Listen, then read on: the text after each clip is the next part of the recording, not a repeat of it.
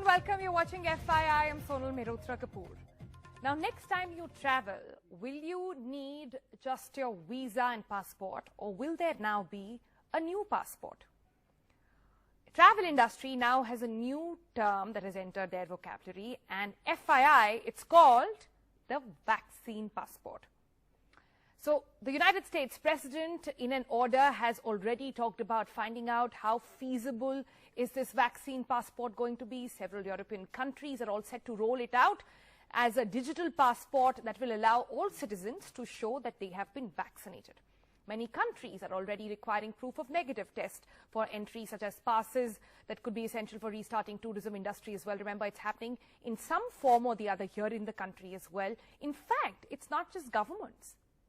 Even the airways, Emirates, Etihad are now planning to start using a digital travel pass to help passengers manage their travel plans and also provide airlines and governments documents that would have been required anyways for vaccination and even testing. In fact, it's companies like IBM as well who are, for example, starting or working towards what is called a health pass, a digital pass that will give you not just access to airlines, but sporting stadiums, universities, and even workspaces. So, is a vaccine passport your golden ticket to travel? Well, that is what we're going to find out, so let's get into our explainer.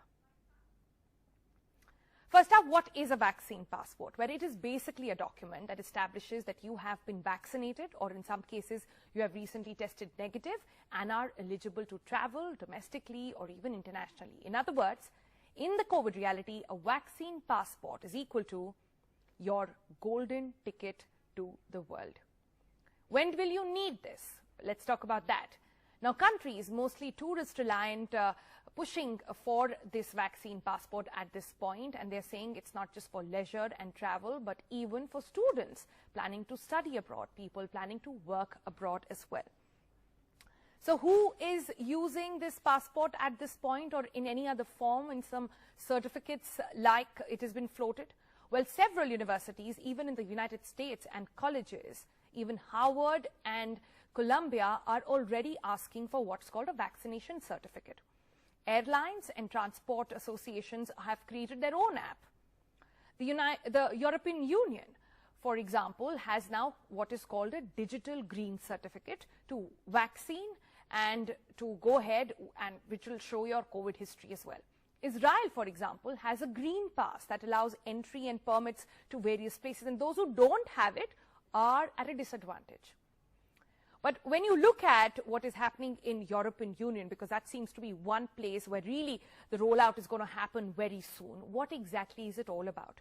Well, the EU is all set to make the COVID passport or the vaccine passport available by the 1st of July.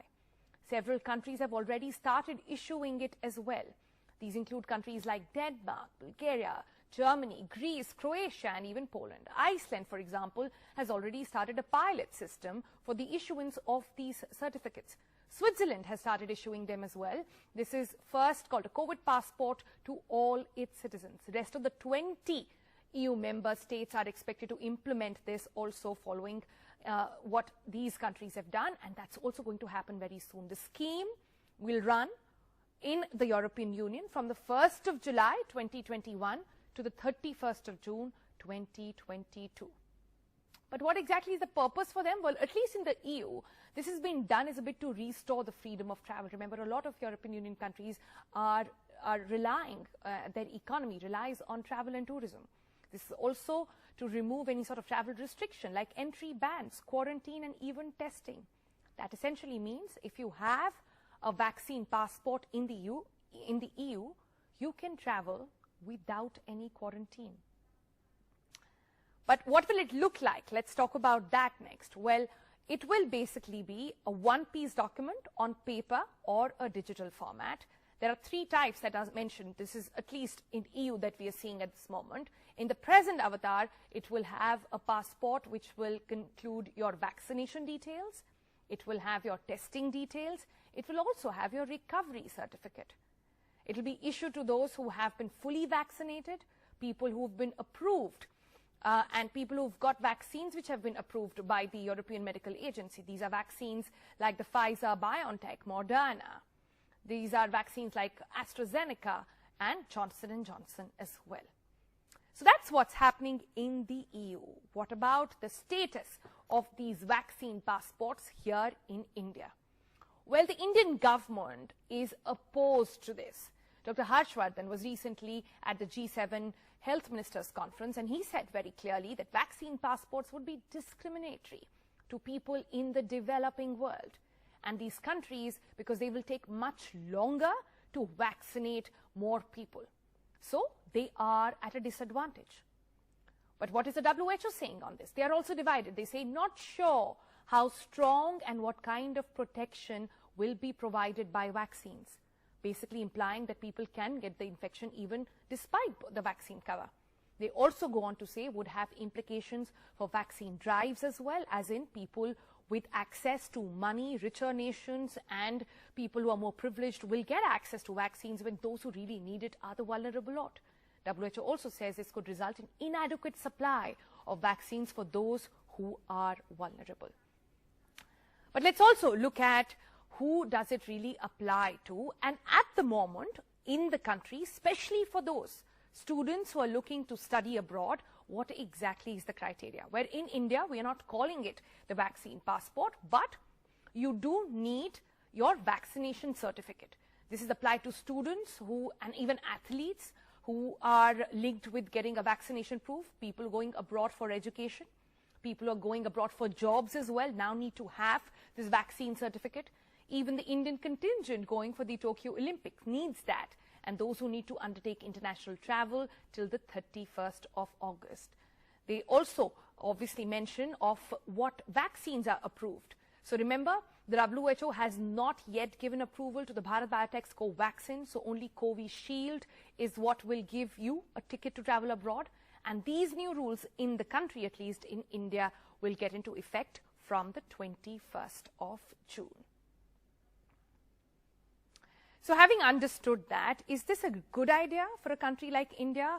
Does it put us at an advantage or a disadvantage? Or will this then open up the world really to a more normal life? Well, that's what we'll pick up from our panel today. And we've got a very diverse panel for you today to try and pick up cues from various sectors. We've got Dr. Veer Pushpak Gupta joining us. He obviously is from the Royal Society of Medicine in London.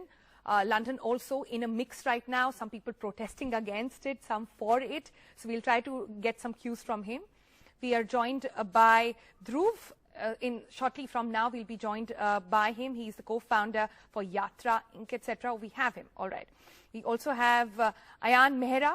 He has applied for the McGill University in Canada, and he got through and is joining in August. So what are the anxieties over there? Does it make life easier for students or not?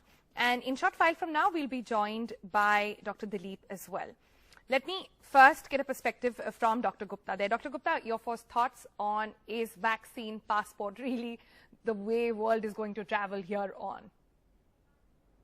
Yes, I think so. I think you explained it very well, both the positives and the negatives of it. And I think that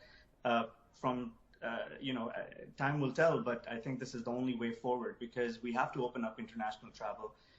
It's a globalized world we live in, and people need to travel for work, for business, for travel, tourism. The industry is suffering. So as a doctor as well, I would think that this is the way forward. However, there are concerns. The UK was very keen on vaccine passports, but they stalled the idea recently because they found issues with, as you said, discrimination. Not everybody has been vaccinated yet in the UK, so majority of the people that are going to travel in the age group below 40 years of age have not been completely vaccinated here. They did do a trial in sporting events, and they did a trial in music concert events, which proved that it could work in a digital format. But it also led to some backlash. People refused to go there. Yes, exactly. So a lot of people were, anti-vaxxers, people that haven't been vaccinated. They thought it'll be discriminatory against them. But in coming days, the Euro 2022 is happening in the UK, and England will be playing a few games over here. And I think they're trying out the vaccine passport in the stadiums to allow the spectators in. So we'll see how that goes. All right, so we'll see where that goes. But as a doctor, you're saying it's good that it's rolling out. It gives people sort of some mental ease to go and travel, to know that you're going inside almost a bubble. Could we say that? I think for as a doctor, I think it also gives an incentive for people to get vaccinated, and that's a very important factor. At the moment, we're seeing numbers come down only because of vaccination, and I think any incentive that we can give to people to get vaccinated, we will take it in open arms as doctors, as nurses, as medical professionals. So I think if this is the reason that people want to get vaccinated, then I'm all for it, and I think we should go ahead with it. Interesting. Let me also get a perspective from a doctor here in the country. Dr. Dilip is with us. He's the director and he's also in the public health sector in Gandhinagar. Dr. Dilip, your thoughts on whether or not vaccine passport, does it work for a country like India where we are struggling really and there is a massive amount of vaccine shortage? People who don't know public health don't know that there exists a vaccine passport for yellow fever. For many, many years, anybody going to Africa has to carry a yellow-colored passport looking like vaccination card for yellow fever from anywhere, from Africa, India, UK, maybe the same, and equally true when Africans come here, because that's the country where, continent where yellow fever is. So this will be very similar to that. We have to now see how it can be used internally. Because people want to start their classes, people want to start their work, people want to start getting visitors, and many businesses are suffering because we don't have anything like that. So as vaccination becomes more and more prevalent, easily available, this is what will be required for businesses to even run. And many businesses may require. Right. Dr. Dilip, I'm intervening because I want to understand a medical aspect of this and a concern that WHO has also cited, a concern that Dr. Harshvardhan, here the health minister in India, has also cited. He's saying that there is no guarantee, and this is WHO saying, that there is no guarantee that getting a double vaccination gives you a free pass, that you will not get COVID or you will not transmit it, etc. So it sort of gives people a false notion of protection, which should also is something that we should stay away from. And then, of course, there is the aspect of discrimination.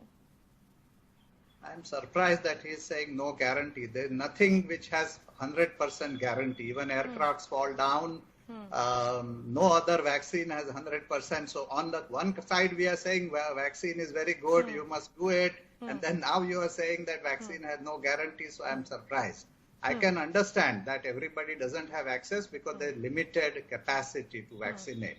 And if you open a new front, for example, people traveling abroad and give them priority, some others will not get vaccine, which they should have. Yeah. So that is one genuine concern, I understand. But we have to counter it with getting more and more vaccines approved and more doses produced, rather than saying that this passport. And on a smaller scale, we can try it out. Children have lost their education because we don't have this kind of ensuring mechanism that people are protected. In many countries, even children going to school need vaccination certificates. You can't really have a child with infectious disease not vaccinated and going to regular school. India at the moment is far away from that reality. I mean, just to get a perspective over there, I think what we're really focusing on at this point is to make vaccines available and vaccinate more percentage population. So domestically, at least, we are far away from that.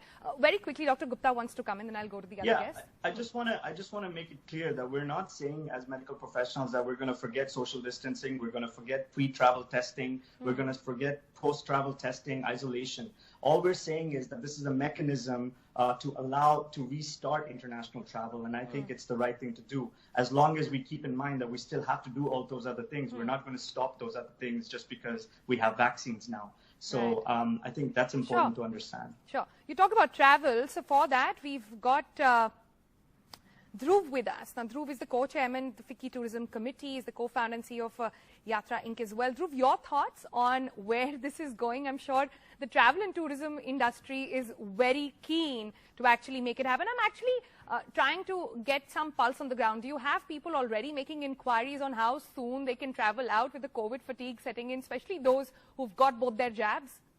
Absolutely, Sonal. You hit the nail on the head. So people who've been, vaccinated twice, who've got both their jabs, are definitely very keen on traveling abroad. Having said that, I think the numbers need to be put in context. In India, you've got maybe about 27, 28 million, to 30 million unique international travelers. That's all. So in a country of 1.3 billion people, we are talking about 27, 28 million people who are traveling abroad. So I was a bit surprised and taken aback when the health minister said this is discriminatory from an India perspective for international travel. Because the numbers tend to show that, given this small size of population that we're talking about relative to India's population, right? These are people who are largely in the urban areas, in, main metro cities, maybe tier 1, tier 2 cities. And here the vaccination is gaining relative degree of traction. We've got close to 250 million doses, which we've administered by now. We've got about 47, 48 million people who've got both the doses. So in a relatively short period of time, the subset of people who travel internationally would have got both their vaccines. So I think from that perspective, being able to participate and giving those people the flexibility to travel, I think is a very important tool. It'll also build confidence in the minds of the people who are a bit on the fence. That listen, if it's something which is internationally being recognized and is viewed as a means of safer travel, right? That's the place where you're most likely to interact with a large number of people when you're going through airports. Right. If that is being allowed, then maybe it's a good thing for me. So I think and for the economy as well. Absolutely. See, undoubtedly. And one has to break this down into two components of international and domestic travel. I can understand that if you say domestic travel, yes, you've got a much larger population to contend with, and it might not be fair. But when it comes to international travel, you're talking about a relatively small subset of people in India who are traveling internationally. So I think that subset should be given the flexibility, especially now that the private sector is also going to open up for the jabs. Most of these people are people who can afford to pay 1,000, 1,500 rupees and get vaccinated. Right. So it will act as an extra incentive for them also to get vaccinated quickly. So I think I'm all for it, and I think the industry is all for it, and people are just chomping at the bits to be able to get this. All right, so sounds exciting. In fact, let me slip into a break. On the other side, we'll also talk to Aryan to try and understand what are his apprehensions, if at all, when it comes to the vaccine passport. That's coming up on the other side.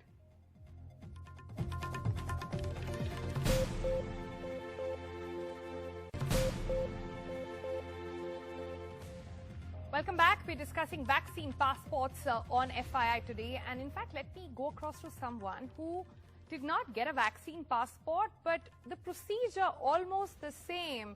Aryan, take us through what exactly you had to go through in terms of paperwork to get through and get back to your university there. Personally, I didn't have to go through a lot of paperwork, but overall, I think I agree that there should be a vaccine passport for a variety of reasons.